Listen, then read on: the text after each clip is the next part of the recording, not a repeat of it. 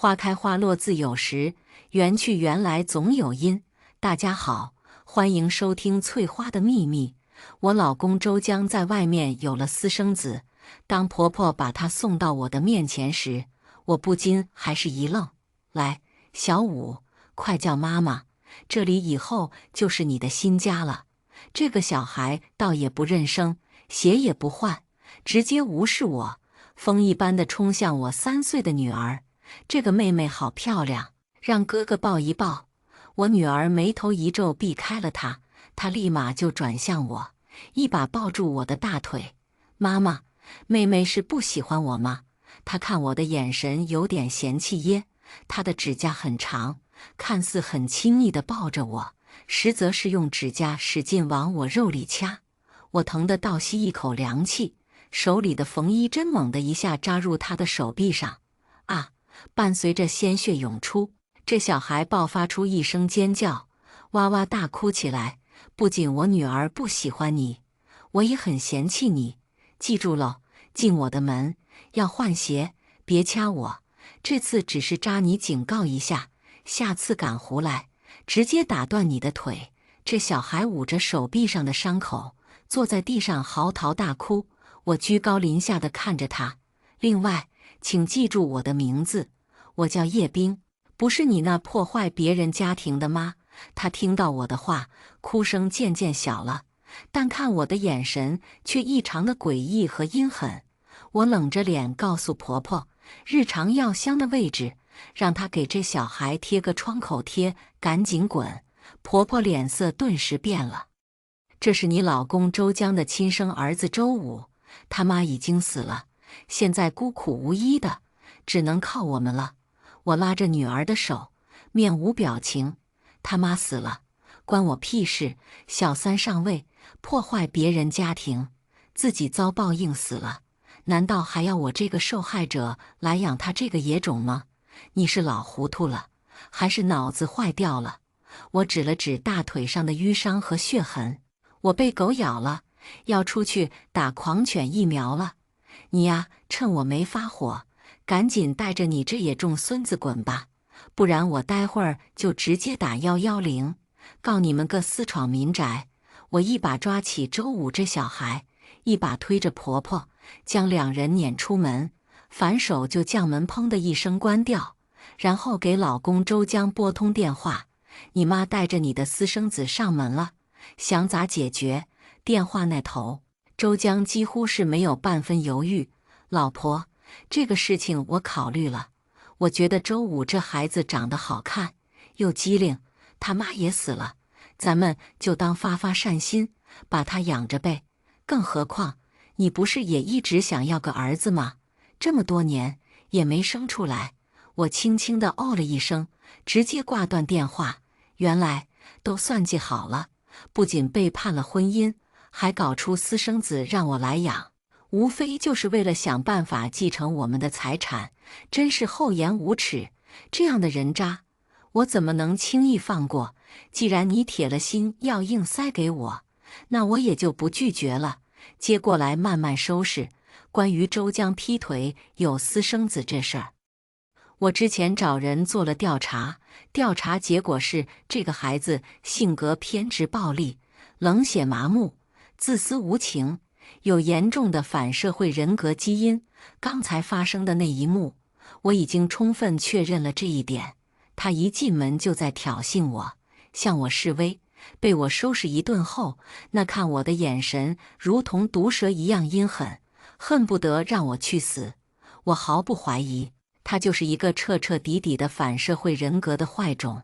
这种坏种正适合去反噬他那亲爹和亲奶奶，任凭门外婆婆和那小孩的大声嚷嚷。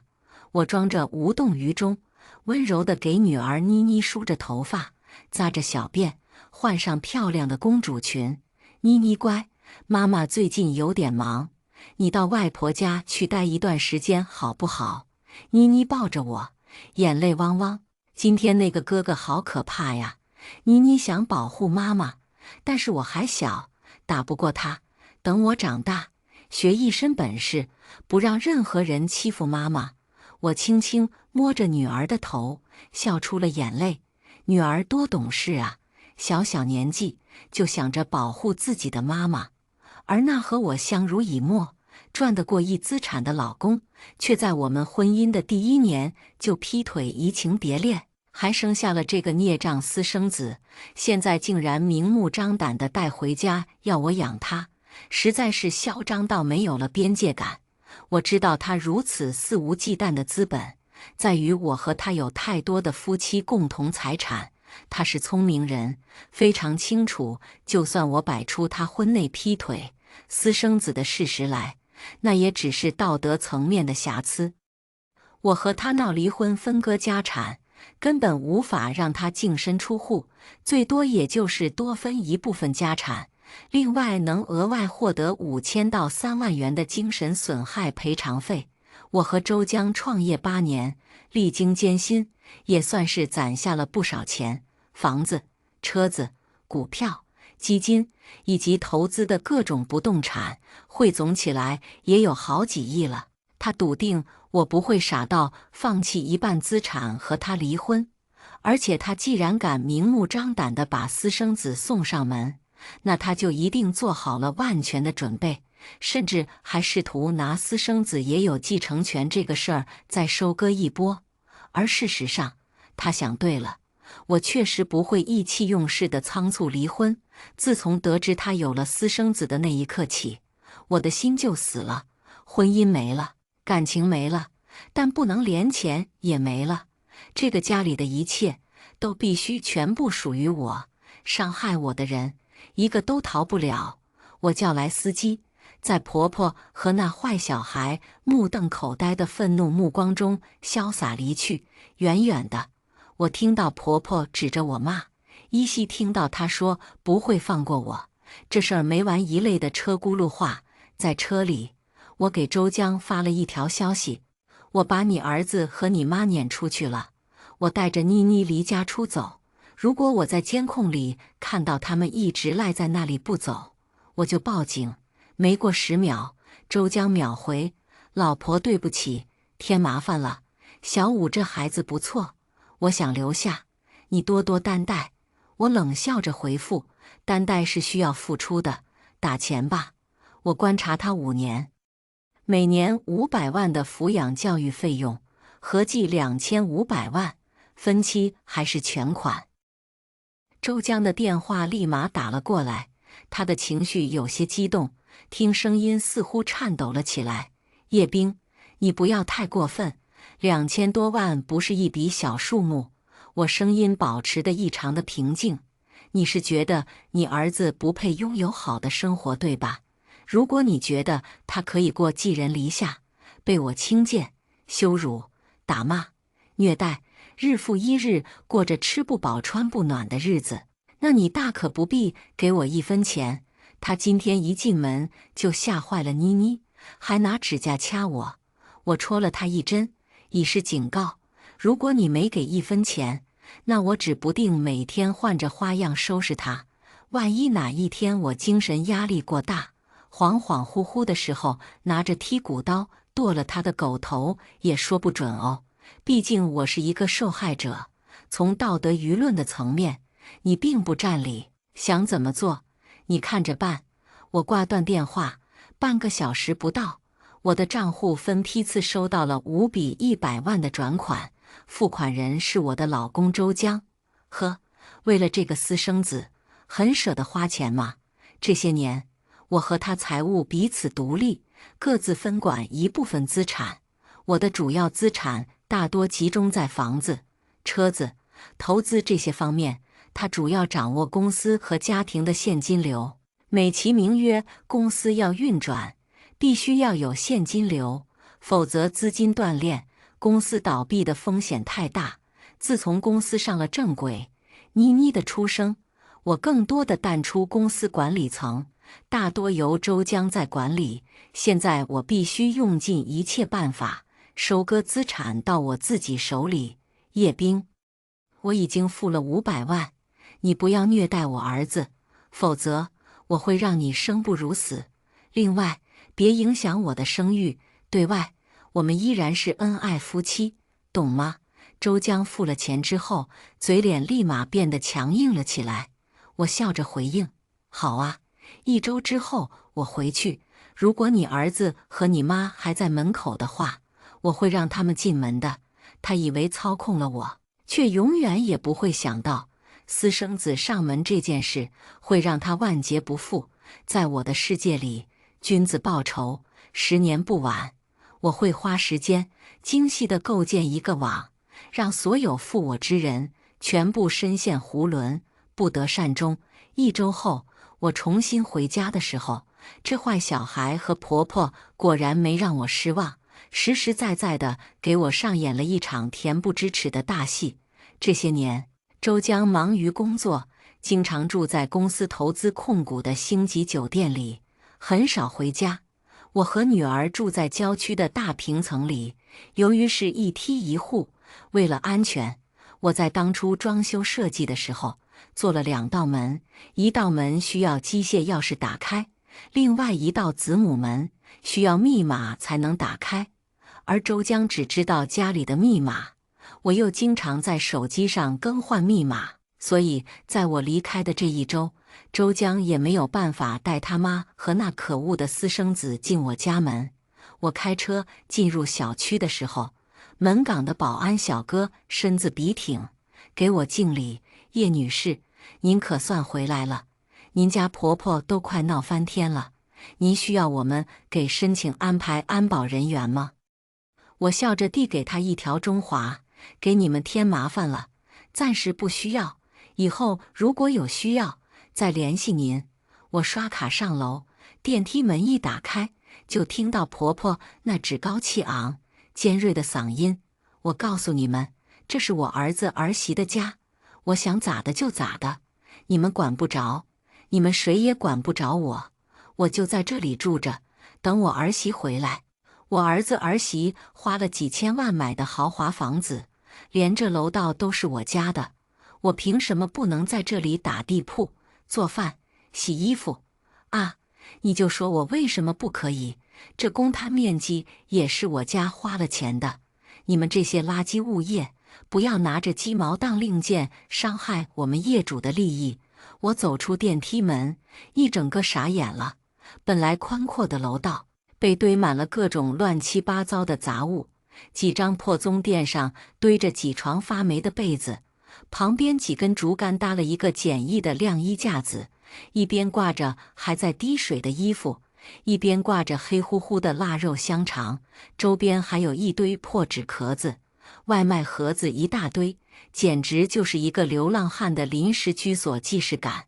最可气的是，我的门口还喂着几只小鸡仔，拉了一堆的屎，被那个坏小孩踩来踩去，整个楼道都散发出恶臭来。楼道角落还有几个打翻的灭火器。妈妈，你回来了！坏小孩首先反应过来，朝我冲了过来。我眼疾手快，把手往随身的挎包里伸，那小孩马上停住脚，看来上次扎他一针余威尚在。妈，您这是怎么回事啊？我这才出差1周，您都快把老家的物件都搬过来了哦，不清楚情况的，还以为您是个拾荒老人呢。我笑着走过去，一把扶起婆婆，凑在她耳边低声道：别演戏装可怜博同情了，你这一套泼妇的行为对我没用，要是想进我这个门，就收起你那点歪心思。说完，我也不再理她了，转身给物业人员解释道歉了一番，同时还承诺愿为这个事情负责。物业表示理解，劝慰了几句，便撤离现场。我直接花钱找了家政保洁公司的人来收拾楼道。趁我在楼道拐角处打电话的时候，那坏小孩抓起小鸡仔，挨个把脑袋给拧断，笑嘻嘻的大叫：哦哦，妈妈要我了，妈妈要我了，我有妈妈了！我不禁毛骨悚然。他见我出来，眨巴着大眼睛望着我：妈妈，这些小鸡不乖，他们弄脏了妈妈的地，我把他们都处理了哦。我忍着恶心，拍拍他的脑袋：你也要乖一点，不然。他不以为然的笑笑：我很乖的哟，婆婆见我松口下来，顿时气势上又摆出了长辈的姿态。我儿子给了你500万，这里以后就是我和小五的家了，把钥匙交出来吧，还有那个什么密码锁的密码，统统告诉我。我冷着脸开门，他给我钱，那是我们夫妻之间的事儿，你别拿这个唧唧歪歪，爱住就住，不住就滚。婆婆脸色一尬，我很明显看到她眼神里对我充满了不满，特别是那个坏小孩，死死地盯着我看，眼里有着一种奇怪的诡异感。不过没关系，既然知道你有反社会人格，让你住进来，我就有足够多的办法收拾你。两人一进屋就撒了欢，特别是婆婆，她之前一直住在周江的老家农村，从来没来过这里，一进到屋子里就开始各种啧啧称奇。这大落地窗、大电视、大沙发、大冰箱、大烤箱，哟，还有地毯咧，还有洗碗机，真好，真好啊！他压根没把我放在眼里，直接招呼着那坏小孩过来，指着这一切告诉他：“小五啊，奶奶告诉你，这里一切以后都是你的了，你就是这个家的小主人了。奶奶为了你，付出了好多的心血呀。”我冷着脸坐在沙发上，看着他表演。你所谓的付出心血，就是找门岗闹，找物业撒泼，死皮赖脸的把一堆垃圾往我门口扔，堵我门口，逼我就范呗。婆婆讪笑了一下，那也是我儿子答应了的，我才这么干的。如果不这么大张旗鼓的搞一下舆论，我孙子怎么进得了这个门？毕竟这是他以后的家。我老了，也指不定活到啥时候，我总得给他铺好路。都说私生子日子过得惨，我可不能让我的孙子受苦，只能委屈你了，儿媳妇。而且你看，现在我不都进了家门了吗？咱们还是一家人。我没接话茬，拿出早已打印好的文件，丢给婆婆。想住进我家，就得守我的规矩。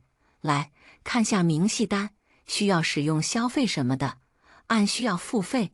婆婆接过来一看，瞪大双眼：“你疯了吗？这是干啥？合着我住你这个房子还要给钱，这和住酒店有什么区别？你要不要脸？”我无所谓的摆摆手：“那你可以去住酒店啊，我又不像你那样死乞白赖的非要求着你来我家住，而且我这里寸土寸金。掉个头发丝都得折算成钱，每一样都有成本的。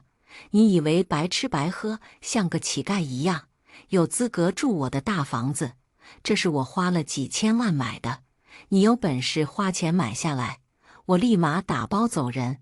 买不起就老老实实把你儿子这些年给你的钱拿出来，换你孙子过上好日子。”正当我和婆婆对峙的时候，那坏小孩跑过来，拿起那文件字正腔圆地读起来：客厅电视、游玩区，单日3000，包月88000；次卧房间，单日8000，包月20万；浴室、浴缸使用，单日1000，包月26000；厨房使用，单日5000，包月10万。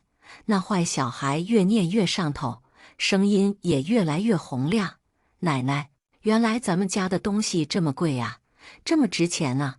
我好喜欢这里，我要长期住在这里。”他虽然只有7岁，但他对我房子里的家具家电似乎很熟悉，能清晰地知道价值。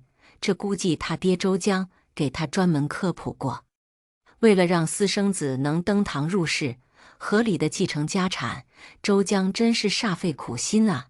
小五，这里本来就是你的家，你当然可以住在这里了。婆婆一脸理所当然。我毫不客气地打断她：“这房本上写着我的名，买房的钱是我出的，我有这个房屋的支配权。而且周五又不是我肚子里生出来的，他有哪门子资格住这里，心安理得地享受我辛苦打拼的一切？你试试看，不花1分钱赖在我这里，我有没有本事找保镖把你扔出去？”坏小孩一看我脸色不对，赶紧拉着他奶奶的手：“奶奶，给钱吧！我爸这些年给了你那么多钱，你拿点出来呀！”婆婆脸色煞白：“我的乖孙啊，你看不出他在趁机讹人吗？他现在就像咱们村里老李头那样，死不要脸呐！”周武眨巴着亮晶晶的大眼睛：“那我不管，你说过的，把我带到城里过好日子，我要变成有钱人家的小孩。你如果说话不算数，我就出去偷，出去抢。”婆婆吓得浑身一颤，赶紧捂住她的嘴巴：“呸呸呸！你说什么呢？你爹有的是钱，你可不能当一个坏孩子。”她眼神余光瞥向我，恨恨地开口：“算我倒霉，我给，但是没那么多现钱。”我又立马递上一份协议：“你在老家县城里的一套房产，你过户给我，就抵消在我这里的一切开支。我可以承诺让你和你孙子吃香喝辣，过上富人的生活。同意就签字按手印，不同意就准备好10分钟内滚出我家大门。”婆婆哆哆嗦嗦地拿起笔，嘴里嘟囔着她怎么碰到我这么一个恶毒自私的儿媳妇，不仅不赡养老人，还从老人手里抢东西，实在是太不要脸了。我任凭她嘴里满口国粹地骂我，一脸从容地戴上耳机。她以为我在和她计较那县城的小房子吗？岂不知我是要一点一点地断掉周江和私生子的所有后路。当我拿到婆婆签好的产权转让协议后，笑得很灿烂。好了，看你们诚意满满，以后家里的开支我来出，先送你们一个小礼物吧。我把 Watch 2 Pro 带到坏小孩手上时，他眼珠子都快瞪出来了，张大着嘴惊呼：“妈呀，这可是华为保时捷系列的手表呀，要4、5万呢！”呵，一个7岁的小孩见识倒是不少，看来周江没少在他这个儿子身上下功夫。婆婆也面露一丝惊讶，我又立马给婆婆送上 Nova 10 Pro， 这是给你的，也不便宜。坏小孩一把抢过手机：“奶奶，你这个也要3万多呢，妈妈真有钱，我爱妈妈。”这个时候，他的脸上对我多了8分笑意，但我总觉得他的笑里总带着几分阴谋得逞的意味儿。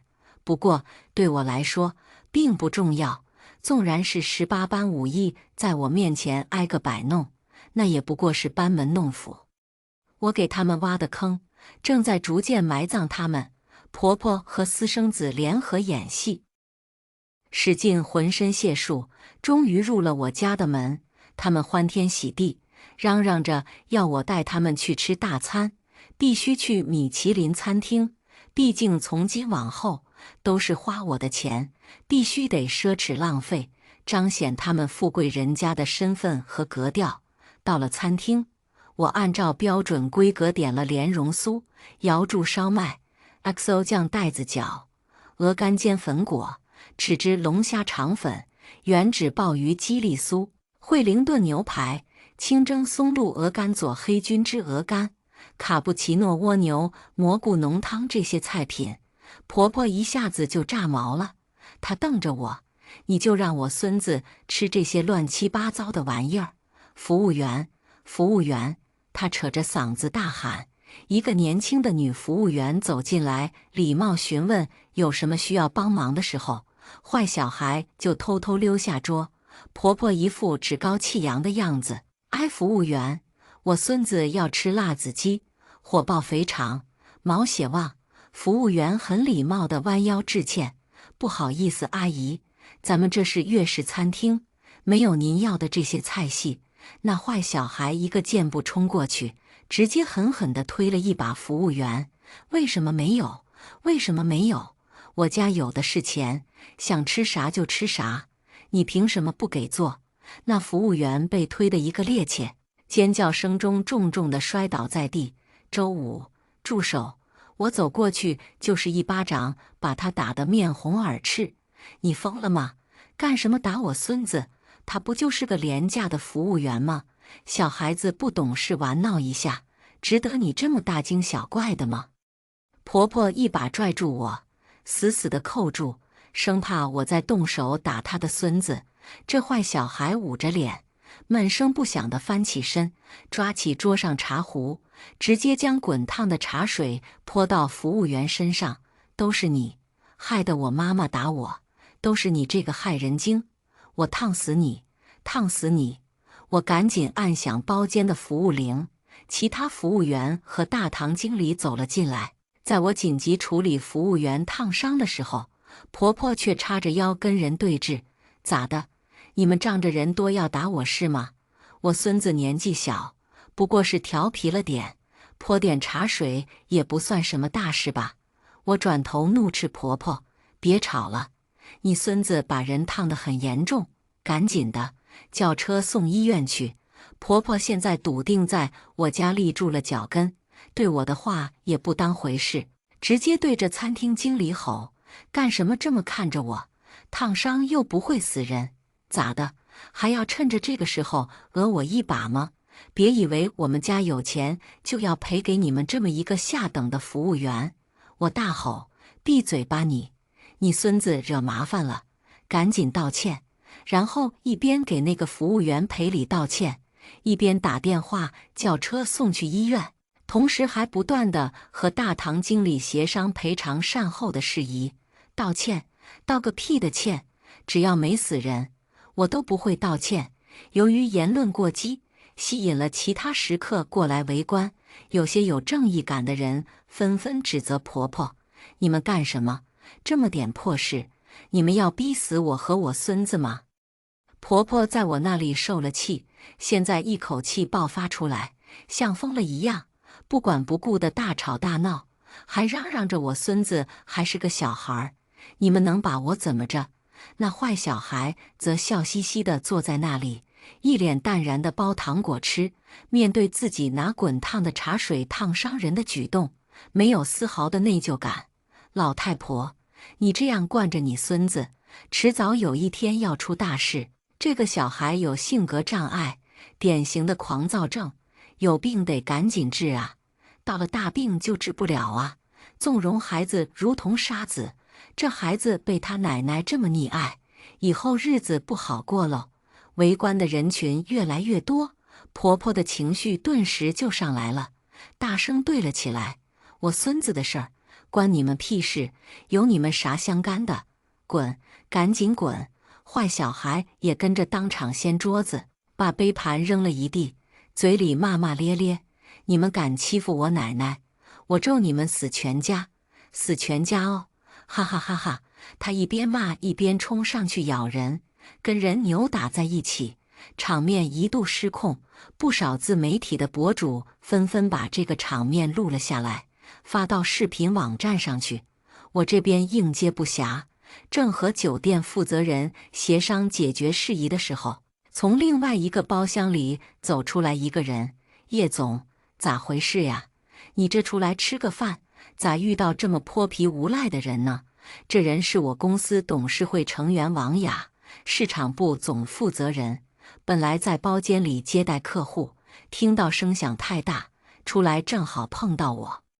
老周搞了个私生子，强行塞给我，非要我带他们到高档餐厅吃饭，却又嫌弃没有家常菜，一言不合就泼了服务员一壶热茶。现在他奶奶还和人吵得不可开交。这不，我正在协商赔偿的事儿呢，哎，头疼。我故意把自己渲染得特别憋屈、痛苦，一番绘声绘色地解释下来，王雅脸色都变了。平时看董事长一脸正气、洁身自好的，没想到私生活这么烂啊！婚内劈腿，还搞个私生子给原配。我刚才看了一眼，这孩子有点反社会啊，不像个正常人。你也是不容易呀！我叹息了一口气，谁说不是呢？遇到这样的渣男和恶婆婆，还冒出这么一个处处惹事的坏小孩，我这日子过得如同水深火热的。离婚呢，又离不了。老周威胁我不能离婚，否则要我好看。我故意把周江威胁我的信息展现给王雅看，她皱了皱眉，和我对望一眼，似乎心有灵犀地笑了一笑：“叶总，你哪天想回来当董事长，我站你这一边。”说完，深深地瞥了一眼那边闹哄哄的场面，径直走了。我转身对餐厅老板说：“王雅是我朋友，今天她那个包间所有的消费我请了。我深刻的知道，要断掉周江的退路，除了收割婆婆那边的资产，还得把公司拿到手里。王雅是市场部的人，生性最为敏感。当她知道公司的掌舵人是一个私生活混乱、道德不检之人，她必然会有所举动。公司大权不在我手里，但我毕竟是董事会成员之一，通过这些突发事件发酵，周江的道德败坏之事，想必很快就会疯传开来。不过这事儿还没完，忙活了2个小时，又是解释，又是道歉，又是赔钱，这才把餐厅的事情稍微压了下来。我坐在车里直揉脑袋，婆婆坐在后座幸灾乐祸地指责我：“叶冰啊，我还以为你多能呢，结果是这么个怂包、软脚虾，几个服务员就把你吓得那么怂，还道歉、赔偿，送人家到医院治疗，屁大个事情，你还当回事了？怎么的，在家里凶我和小五的那股劲儿去哪里了？我看你呀，就是一个哈巴狗性格，对内汪汪汪，对外摇尾巴，也没啥大本事。从今往后啊，家里的大事还是我来做主吧。你看今天我和小五2个人对战一群人，还不是把那些人骂得连连后退？小五也是能干，对着那些指责我们的人就是一顿吐口水，咬他，撕他。你看呐，人只要凶起来，就没人敢欺负。小五，你记住，以后谁欺负你，你就打他，咬他，别怕，家里还有奶奶和你妈妈给你撑腰善后呢，别怕别怂，遇到事直接干。婆婆的絮絮叨叨，弄得我很头疼。不过这头疼是装的，我巴不得你这毁3观的教育多来点，尽快把这个逆子培养成才，成为一个大祸害。到那时候，我连着你们这些人一锅端了。目前阶段，我还得配合演戏，你就可劲把你孙子往死路上教吧，到时候你哭都没地儿哭去。你没听到有人说你孙子有精神障碍，是反社会人格吗？我开着车故意刺激他，你放屁呢？我孙子根正苗红，聪明伶俐，有胆量有气魄，怎么可能有什么障碍？你是不是自己生不出儿子，故意这么说来气我的？你说他有病，简直就是狗嘴里吐不出象牙来。我看你才有病，病得还不轻呢。婆婆一脸执迷不悟的样子，真让我舒心啊。只要她继续盲目固执地纵容下去，周五这坏小孩会疯狂地跋扈起来，内心深处的病态也会快速蔓延，直到无法收拾。虽说稚子无辜，但周五这个孩子本身就是个坏胚，怎么都救不下来的。后来发生的事情更是让我3观崩碎，心惊胆战。刚才医院传来消息，那个服务员烧伤严重，需要很昂贵的手术费。我话音没落，婆婆直接对我：“赔偿的事，那不是还有你吗？你赔给他呗。”我继续说：“那服务员还要起诉你们。”婆婆更加无所谓了：“起诉就起诉呗，有什么大不了的？我家小五还只是一个孩子，他能拿我们怎么着？就算小五犯了事，我替他坐牢。”婆婆的话让我惊出一身冷汗，这种偏执溺爱到骨子里的纵容，直接会让一个正常的小孩都会变成一个社会败类。更何况周五还是一个天生自带反社会人格的偏执狂坏胚。我深吸一口气，想说点什么，却什么也说不出来。幸亏我早有筹谋，不然若我真的接纳了这样2个偏执的人在身边，恐怕死都不知道怎么死的。叶冰，我改主意了，那个服务员女的不是要起诉我们吗？我们又没有错，你花钱找个律师，咱们也反起诉他们，告他敲诈勒索。我儿子的血汗钱不能白白的被赔掉了。婆婆的这个反应，在我的意料之中。她出身农村，性格抠搜。我今天那么大方的赔了那么多钱，她心里极度不爽，势必忍不了这一口气。好，我调转车头，直奔我的私人律师陈梦的私家小院而去。想到陈梦那雷霆的手段，我不禁嘴角扬起了一丝笑意。到了陈律师的工作室，婆婆毫不客气，第一句话就是让陈梦直接起诉那个受伤的服务员，然后要天价索赔。那坏小孩则在屋里跑来跑去，丝毫不顾及这是在别人家里。我没顾得上他，直接简单明了地将事实说了一遍。这事儿有点麻烦。陈律师礼貌客气的话说到一半，婆婆又疯了一样的打断：“怎么的？你们这种大律师都解决不了一点小麻烦吗？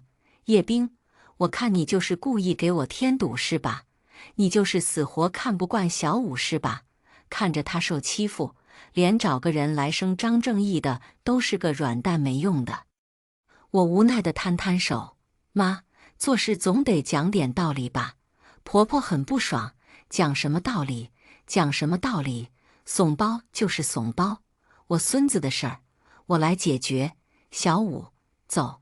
就在他招呼那坏小孩离开的时候，却听到屋里传来接二连三的凄厉惨叫声，以及小孩子的哭声。我和陈梦对视一眼，立即起身朝里屋冲去。眼前的一幕让我再度心惊，那坏小孩正使劲地摁着一个漂亮的布偶猫，拿着一个文具盒使劲地砸他的头。小猫痛苦地挣扎，鲜血流了一地。旁边站着陈梦的女儿陈小丫，急得哇哇大哭：“小畜生，你特么的！”陈梦天生一个暴脾气，冲过去揪起坏小孩的头发，对着他的脸就是啪啪几巴掌，打得他半边脸都肿了。“陈律师，你疯了吗？平白无故的打我孙子干什么？我要找人告你，让你牢底坐穿！”婆婆一副睁眼瞎的样子冲进来，一把抱住那坏小孩，心疼得快要哭出来了，一个劲儿地询问是咋回事。坏小孩捂着脸，指着小丫说：“妹妹不和我玩，连她的狗都嫌弃我，我就教训教训她。奶奶，我们家这么有钱，凭什么他们不喜欢我？奶奶你说过的，别人惹我了，我就打他。”我紧急给宠物医院的人打了个电话，让人来接小狗紧急医治。幸亏隔得近，不到几分钟就到了。陈梦调出屋里的监控，发现周五这坏小孩一进屋就开始胡作非为，事实摆在眼前。婆婆依然搂着周五，趾高气扬：“你们有钱人就是闲得慌，屋里面还搞个监控。我发现呐，你们和那个低贱的服务员都是一路货色，喜欢没事找事的讹人是吧？你是不是也要找我孙子赔钱啊？我告诉你，没门！”陈梦冷着脸：“你们完了！”坏小孩脸被打肿了，都没哭一声，甚至有些怨毒的歪着脑袋望向陈梦：“阿姨，你是律师了不起吗？我爸爸公司也有律师，我让他们把你们都抓进牢房去。”陈梦怒极反笑：“叶冰，我记得你只有妮妮一个女儿啊，她那么乖巧，这个小畜生是哪里来的？”我故意装得尴尬至极，沉默不说话。我爸是周江，我妈不是他，她就是个怂包女人，你找她也管不了我。周五这坏小孩越发的猖狂，眼神里的那种凌厉，如同毒蛇吐信一样。我说呢，一个有娘生没娘教的野种，难怪这么跋扈。老娘今天就教你做人。陈梦抄起一把长剑，拔剑出鞘，径直朝周五脑袋上砍下去。啊，疯子！你是疯子吗？周五那坏小孩吓得撒腿就跑，婆婆也跟着吓得脸色煞白，一溜烟的就跑了。待两人跑远了，陈梦收剑入鞘：“放心哈，这剑没开刃，这个反社会的坏种，该收拾他了。他现在跟着你过上了好日子，本性就会全面暴露。现在尚在可控范围之内，一旦不加收拾，他后面就会成为社会的祸害。你利用他争夺家产，是时候该收网了。今天在餐厅发生的事，我已经联系预约媒体和一些自媒体博主了。只要我这边起诉一启动，所有的负面新闻全都会压到周江这个狗渣男身上。你那时候正好把公司夺回来，至于他的私产，我会一一替你夺回来。现在公司是你们夫妻之间最大的资产。我抱了抱陈梦，谢谢你帮我。陈梦大气的摆摆手，小事儿，收拾渣男，人人有责。不过你得防着点这小孩，他一念之下就会变成疯子。我点点头，不过他就算疯，也会疯到他爹头上。我刚回到小区，就见婆婆蹲在绿化带，见到我就神经紧张一样的站了起来，指着我问：“你还舍得回来呀？我看你就是个坏种，联合外人搞自己的儿子。”我没搭理他，他继续跟着走，亦步亦趋。我将一张赔偿陈梦的付款截图以及收据发给婆婆，冷冷地瞅了一眼她。我儿子？我哪来的儿子？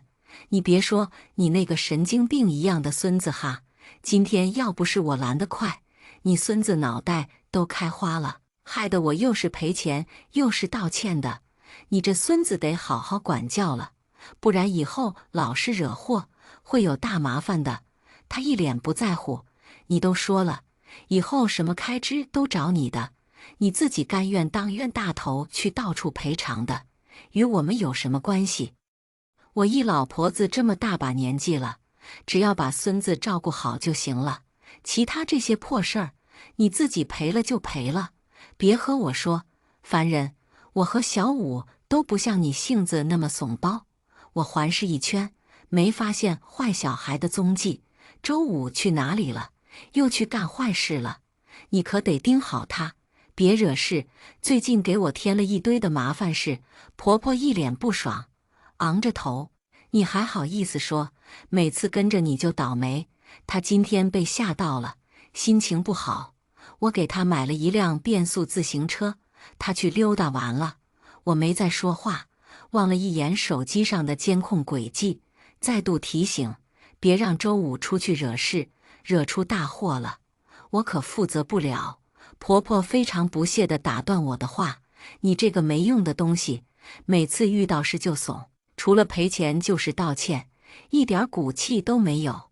我也指望不上你，你以后就管着我和小五的吃喝玩乐、衣食住行吧，其他的事也不用你管。”我和婆婆进了屋，放下手里的东西：“要不咱们立个字据，按个手印，以后周五和你在外面招惹的任何事与我无关。”婆婆非常自负地点头答应，并且迅速地和我签署了一份免责声明书。我看着婆婆在免责协议书上的签名和红红的指纹，不由得陷入了沉思。有时候感觉他们精心算计，有时候又觉得这种人自负到了一定程度就是蠢。我将协议书扫描件转发给陈律师之后，回到房间，躺进浴缸，将浴室的水声开到最大，然后惬意地打开手机，查看监控。之前给婆婆和坏小孩的手机手表都是我特约定制的，里面可以监控这个手机的通话记录和通讯软件聊天记录，以及无限时录制拍摄外部场景。我还委托朋友关于这个改装手机进行了公安备案，目的是为了婆婆和小孩的安全着想。我原本以为他们只是刁钻跋扈一些，不会做出什么过分的事情来，却万万没想到，地狱空荡荡，恶魔在人间啊！我听到一段电话聊天，是我老公周江和婆婆的电话。周江说：“你们怎么上热搜了？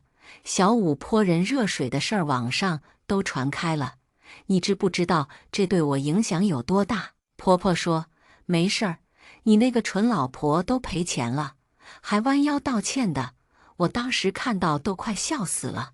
周江说：“现在不是赔钱的问题，是你们这个事情有人搞了直播，还发了各种视频，现在都在传，这舆论下来会影响我的声誉，明白吗？如果严重的话，我会一无所有，明白吗？”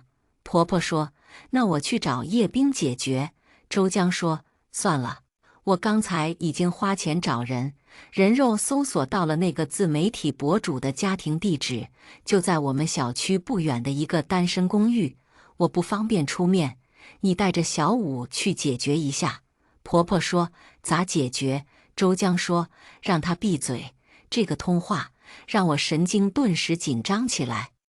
周五这个小孩不在身边，他会不会骑着车去了那个博主家？一个不祥的预感瞬间充满心头。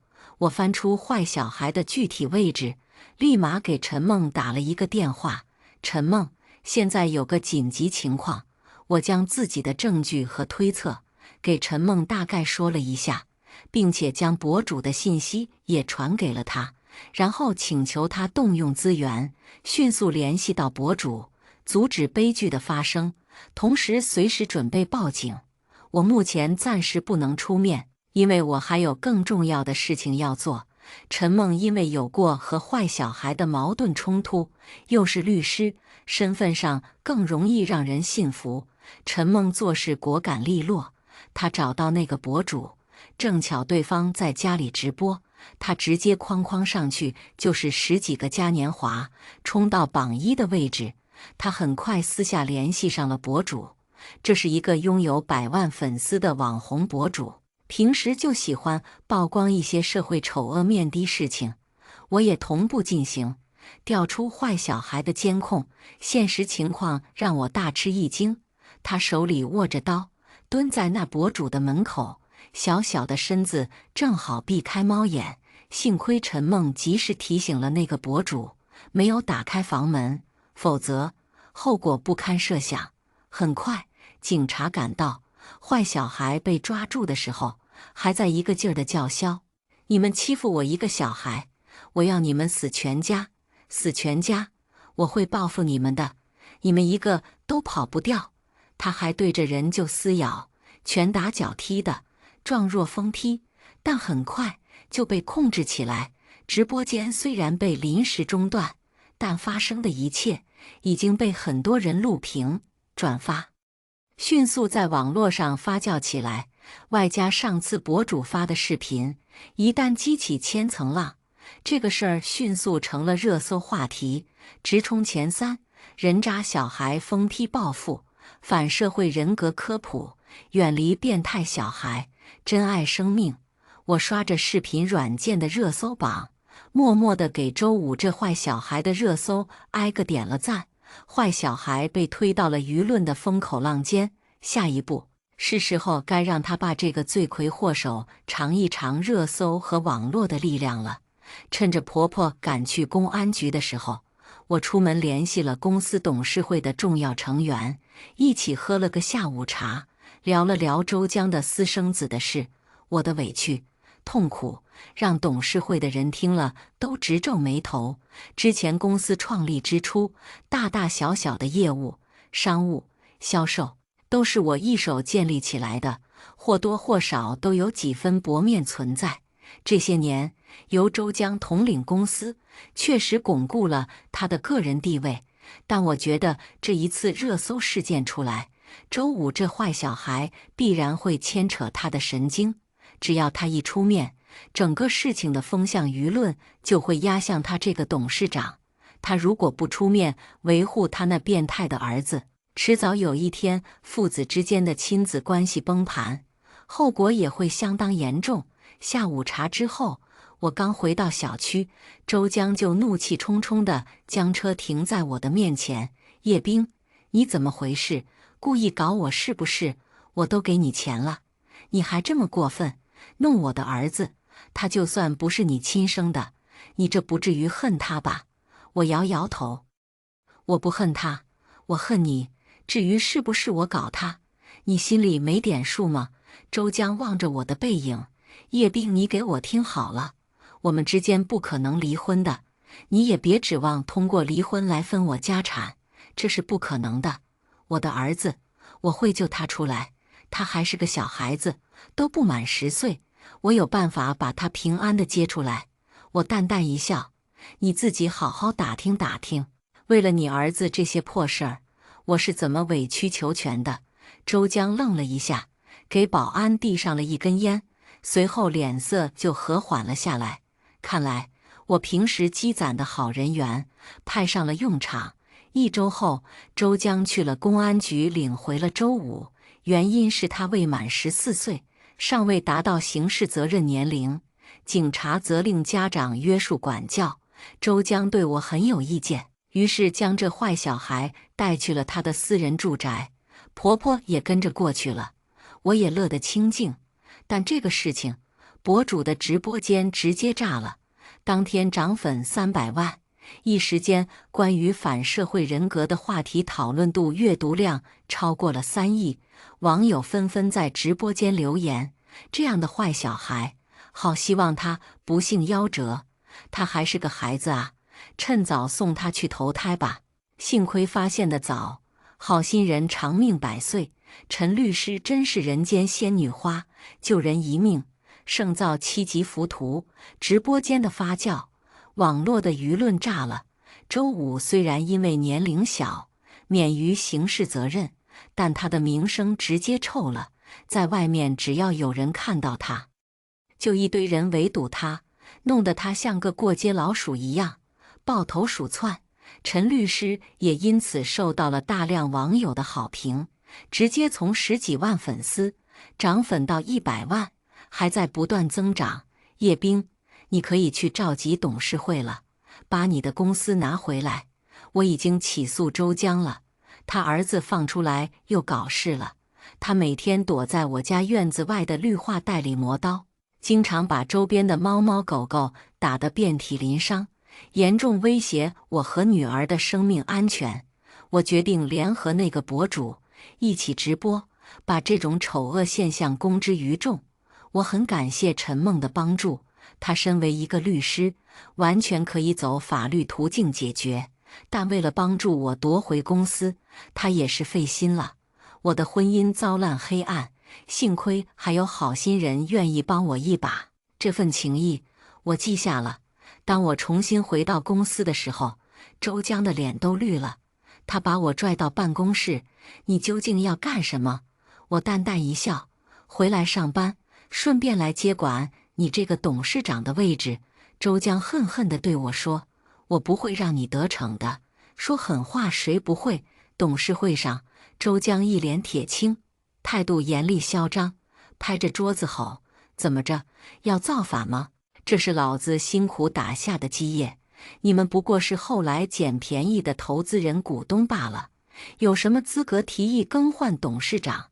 我神色冷静自然，徐徐开口：“因为你个人原因，给公司造成了巨大的损失，已经不适合继续担任董事长。”周江脸上的愤怒甚至有些控制不住了。损失？哪来的损失？你胡说八道的乱带节奏干什么？市场部负责人王雅望着周江：“这不是叶总在带节奏，而是你的行为给公司形象和声誉造成了巨大的损害。我这里有明确证据。”王雅摆出一堆文件，安排秘书人手一份，这是各大合作方给出的解约函，里面明确指出我司董事长周江先生私德不检，品性不端，婚内出轨，纵容私生子犯罪。对于这种极其不负责任的人，他们没有信心继续合作下去。这些合作订单的解除，我们今年预计损失过亿。周江先生，你对此负责吗？是选择引咎辞职，还是自掏腰包来弥补这些因你产生的损失？周江气得青筋暴起：“我有私生子的事儿，管他们屁事，那是我的家庭私事，和公司有什么关系？这个我会和合作方解释清楚的。”王雅继续对他：“你解释得清吗？你儿子当时意图伤害的那个博主，就是咱们一个重要合作方的亲戚。现在网络上关于你那私生子的热搜到处可见，网络话题播放量都好几十亿了。对方已经起诉你了，还有你儿子威胁人家律所的陈律师，人家也发律师函了。因为你的纵容，你儿子最近招惹了很多人，行为极其恶劣，已经无数人起诉了你，这直接关乎着公司的整体商誉，你必须退出公司管理层，辞掉职位。其他董事也纷纷发言，指责周江品性不端，给公司造成了巨大的损失，要求他退出董事会。甚至有些人直接扯出周江在公司的一些违规的商业行为，纷纷摆在了台面上。你能纵容你儿子犯罪，仗着他是未成年人就肆无忌惮，这种不负责任的做法，一旦用在公司重大决策上，会给公司带来毁灭性的重创。我们已经不信任你能正常的判断商业上的事情。我提议重新投票选举新的董事长。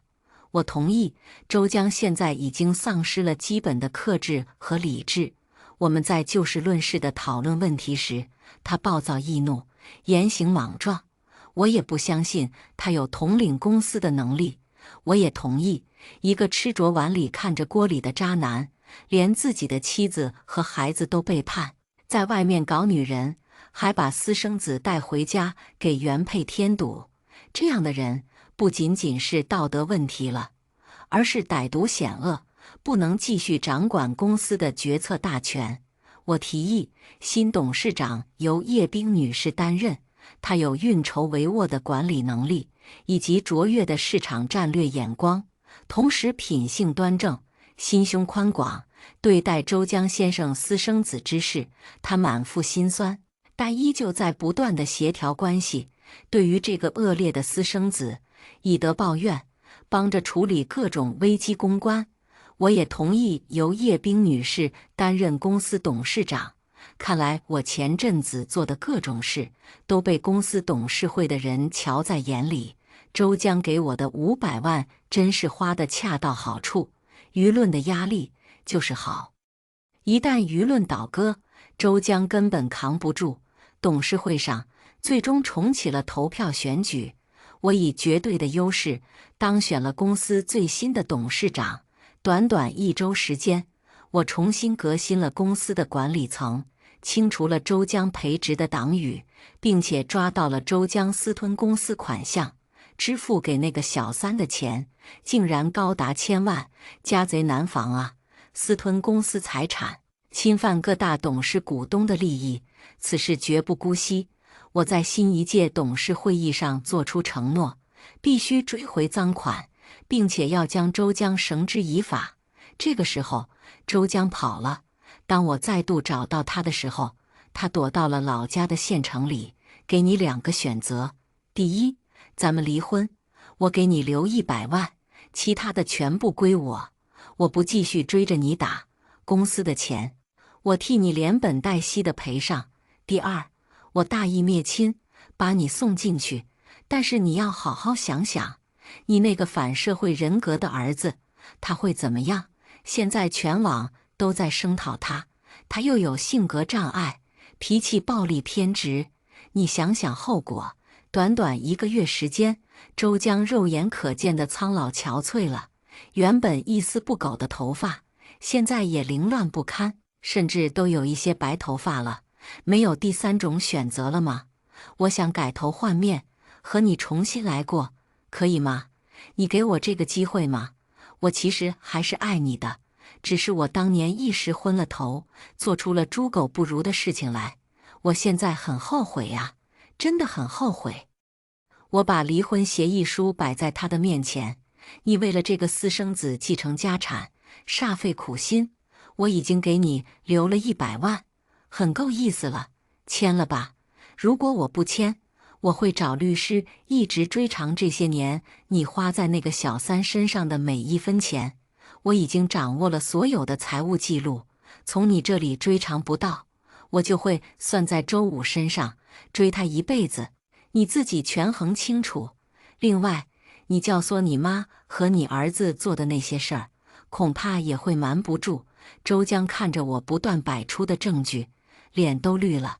今天的故事到这里就结束了，过去终将会过去，但故事已然成故事。您的点赞和订阅就是我更新的动力，期待您给出任何建议。我们下个故事不见不散。